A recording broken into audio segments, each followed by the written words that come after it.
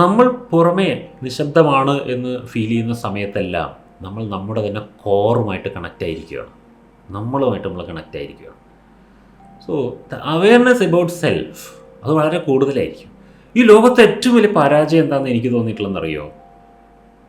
നമ്മളുടെ ഒപ്പം ജീവിക്കുന്ന എല്ലാവരെക്കുറിച്ചും നമുക്ക് നല്ല ബോധം ഉണ്ടായിരിക്കും, നമ്മളെക്കുറിച്ചൊരു ബോധം ഇല്ലാതിരിക്കും ചെയ്യുന്നൊരവസ്ഥ.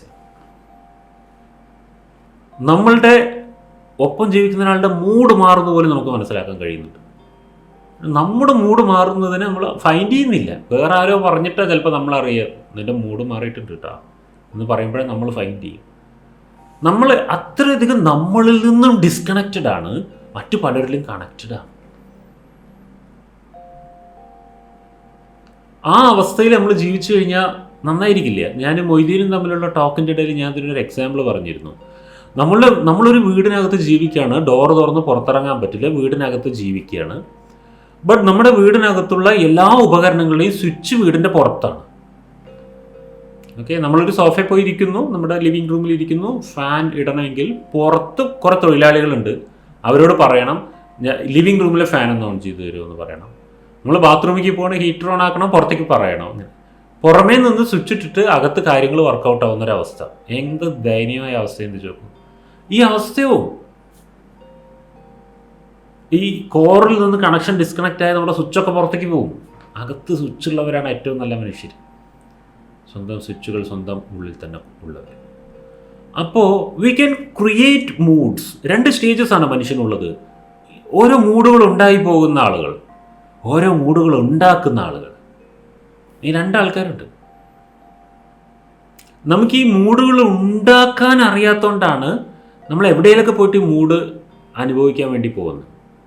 നമ്മളൊരു പിൽഗ്രിം സെൻറ്ററിലേക്കൊക്കെ പോകുന്നു, എന്തൊരു സമാധാനമാണ് അവിടെ. അതായത് നമ്മൾ അവിടേക്ക് ആ പോകൽ പ്രക്രിയ അതൊക്കെ കൂടെ ചെയ്യുകയും അവിടുത്തെ ഒരു അറ്റ്മോസ്ഫിയർ ഒക്കെ കൂടെ ചേർന്ന് ഒരു റെഡിമെയ്ഡ് പീസ് നമ്മൾ എക്സ്പീരിയൻസ് ചെയ്തിട്ട് വീണ്ടും അതേ തരം താഴ്ന്ന ലൈഫിലേക്ക് തിരിച്ചും വരും. അപ്പോൾ എന്താ ചെയ്യുന്നത്? നമുക്ക് എന്തെങ്കിലും അനുഭവിക്കുന്ന പീസാവും.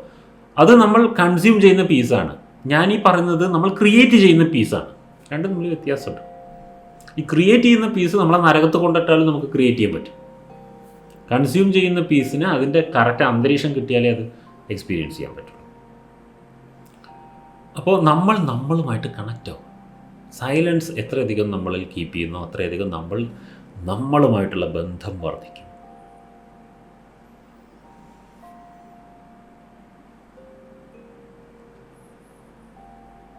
രണ്ടാമത്തത്, നമ്മളുടെ കോഗ്നിറ്റീവ് ഫങ്ഷൻസിൻ്റെ ക്ലാരിറ്റി ഇമ്പ്രൂവ് ആകും. നമുക്ക് എങ്ങനെ ചിന്തിക്കണം, എങ്ങനെ ബിഹേവ് ചെയ്യണം, എങ്ങനെയുള്ള സെൻറ്റൻസസ് സംസാരിക്കണം, ഇതിൻ്റെ മേലെയുള്ള ഒരു 100% ക്ലാരിറ്റി ഉണ്ടല്ലോ, ഇത് ഉള്ള മനുഷ്യരെ കുറവാണെന്ന് എനിക്ക് പലപ്പോഴും തോന്നിയിട്ടുണ്ട്.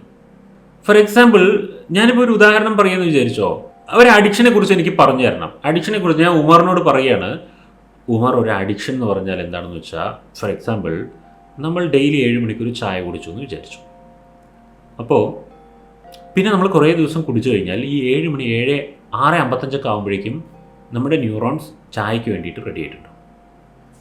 അപ്പോൾ ഈ ചായ അവിടെ കറക്റ്റ് വരുന്നതിന് തൊട്ടുമുമ്പ് ന്യൂറോൺസ് ആക്ടിവേറ്റ് ആവും. പിന്നെ നമ്മൾ ചായ കുടിക്കൽ പിന്നെ നമ്മൾ തീരുമാനം എടുത്തിട്ടല്ല ചെയ്യുക, അത് ഓട്ടോമാറ്റിക്കലായി പോകും. ഇതൊക്കെ ഞാൻ ഉമറിനോട് പറഞ്ഞു കൊടുക്കുമ്പോൾ, സാർ ഒരു മിനിറ്റ്, ഞാൻ പൊതുവെ ചായ കുടിക്കാറില്ല, ഞാൻ കോഫിയാണ് കുടിക്കാറുള്ളത്.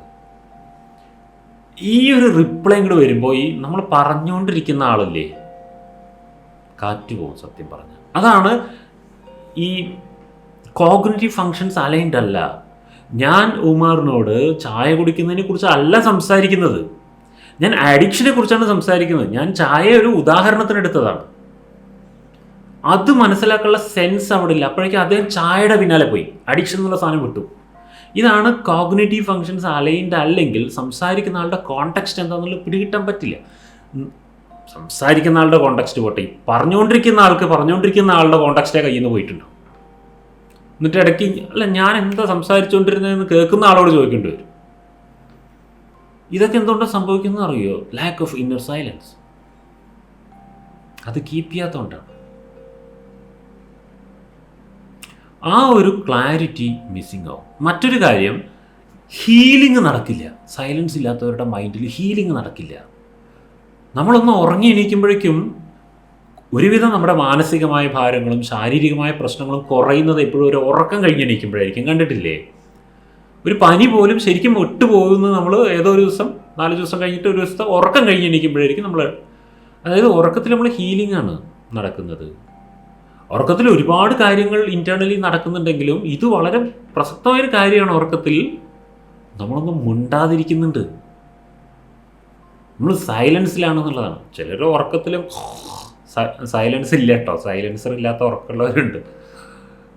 എന്നാലും കുഴപ്പമില്ല, ആശയങ്ങളുണ്ട് ഉരുട്ടി കളിക്കുന്നില്ല നമ്മൾ ഉറങ്ങുമ്പോൾ. അപ്പോൾ അതാണ് അവിടെ ഹീലിംഗ് നടക്കുന്നത്. അതേപോലെയാണ് നിശബ്ദത ഹീൽ ചെയ്യും. There is solutions in silence അല്ല, silence is the solution. Silence itself ഒരു സൊല്യൂഷനായി മാറും. ഞാൻ വേണമെന്നുണ്ടെങ്കിൽ നിങ്ങളെ വെല്ലുവിളിക്കാം. ഈ ലോകത്തിലുള്ള മനുഷ്യരെല്ലാം ഊമകളായിരുന്നെങ്കിൽ ഇന്ന് അനുഭവിക്കുന്ന പ്രശ്നത്തിൻ്റെ പകുതി പ്രശ്നം പോലും മനുഷ്യർ അനുഭവിക്കില്ല എന്നുള്ളത്. ഒരു ഊമകളല്ലാത്തത് കൊണ്ടാണ് നമ്മളിതൊക്കെ അനുഭവിക്കുന്നത്. അതാണ് വാക്ക് എത്ര പ്രശ്നം ഉണ്ടാക്കുന്നുള്ളതിൻ്റെ തെളിവാണ്.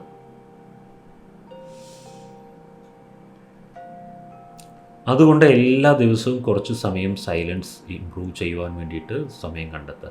2 കാര്യമുണ്ട്. The time of your silence and the practice of your silence, അതൊന്ന്. And the quality of your silence, that's important. The quality of your silence, മനോനിശബ്ദതയും കൂടെ അതിലുണ്ടായിരിക്കണം. അത് നല്ലൊരു ട്രാങ്ക്വിലിറ്റി ഫീൽ ചെയ്യണം ആ സൈലൻസ്. 3ാമത്തെ കാര്യം, നിങ്ങളുടെ ഫോക്കസ് ഇമ്പ്രൂവ് ആകും. നിശബ്ദത ഫോക്കസിനെ വർദ്ധിപ്പിക്കും. പല കാര്യത്തിലും ഫോക്കസ് കിട്ടാത്ത ആൾക്കാരില്ലേ, ജോലിയിൽ, പഠിത്തത്തിലൊക്കെ. റെഗുലറായിട്ടൊരു ഇൻറ്റൻസീവ് സൈലൻസ് പ്രാക്ടീസ് കീപ്പ് ചെയ്യുന്ന ഒരു ശീലം കൊണ്ടുവന്നാൽ വിത്തിൻ 6 months ഫോക്കസിൽ മാറ്റം വരുന്നത് കാണാൻ പറ്റും. സൈലൻസ് നിങ്ങളുടെ തിങ്കിങ് ക്വാളിറ്റി ഇമ്പ്രൂവ് ചെയ്യും. ഈ റാൻഡം തോട്ട്സ്, ഈ കെട്ടുപണഞ്ഞ് കിടക്കുന്ന കയറുകൾ പോലെയാണ് മനസ്സ് ചിലരുടെ ഉണ്ടാവുക. ഇതിങ്ങനെ എല്ലാ കയറും ഇങ്ങനെ കെട്ടഴിച്ച് നീളത്തിൽ വെച്ച് ചുരുട്ടി കെട്ടി പാക്ക് ചെയ്ത് തന്നെ എങ്ങനെ ഉണ്ടാവും. അങ്ങനത്തെ ഒരവസ്ഥ സൈലൻസ് കൊണ്ട് നമുക്ക് ഉണ്ടാവും. ചിന്തകളെ ചേസ് ചെയ്യുന്ന ശീലം കുറയും എന്നർത്ഥം. ചിന്തകളെ ചേസ് ചെയ്യരുത്. സൈലൻസ് പ്രാക്ടീസ് ഉള്ളവർക്കത് കുറയും. മറ്റൊന്ന്, നമ്മുടെ മുന്നിൽ നമ്മളോട് പല ആളുകളും പലതും സംസാരിച്ചിട്ട് നമ്മുടെ മനസ്സിനെ ഹർട്ട് ചെയ്യുകയൊക്കെ ചെയ്യില്ലേ, അല്ലെങ്കിൽ നമ്മൾ ആ കൺഫ്യൂസ്ഡായി പോകുന്ന സ്റ്റേജുകളൊക്കെ വരാറില്ലേ. ആ സമയത്ത് നമ്മൾക്ക് അതേ സിറ്റുവേഷനെ റിവൈൻഡ് ചെയ്തിട്ട് കൂടുതൽ ഹർട്ട് ചെയ്യുന്നൊരു സ്വഭാവം വരില്ലേ, ഓവർ തിങ്ക് ചെയ്ത് ഹർട്ടാവുന്നൊരു സ്വഭാവം. അതിന് പകരം നമ്മുടെ മൈൻഡ് എത്ര പോസിബിളാണോ അത്രയും വേഗം ആ ഒരു ഇൻസിഡൻറ്റിനെ കുറച്ച് വേറൊരു ആംഗിളിൽ ചിന്തിച്ചിട്ട് അതിൻ്റെ ഹർട്ടിൻ്റെ വോളിയം കുറയ്ക്കാൻ നമ്മുടെ മൈൻഡ് ട്രൈ ചെയ്യും. അതൊരു സൈലൻറ്റ് മൈൻഡിനെ പറ്റുള്ളൂ. കാരണം ഒരു സൈലൻറ്റ് മൈൻഡിൽ കുറച്ച് സ്പേസ് ഉണ്ട്. അപ്പോൾ നിങ്ങളുടെ മൈൻഡ് 100% ഫുള്ളാണെന്ന് വിചാരിച്ചോ. നിങ്ങൾ ഒരു മഗ്ഗാണെന്ന് വിചാരിക്കുക നിങ്ങളുടെ മൈൻഡ്. അതിൽ 100% ഫുള്ളാണ് വെള്ളം.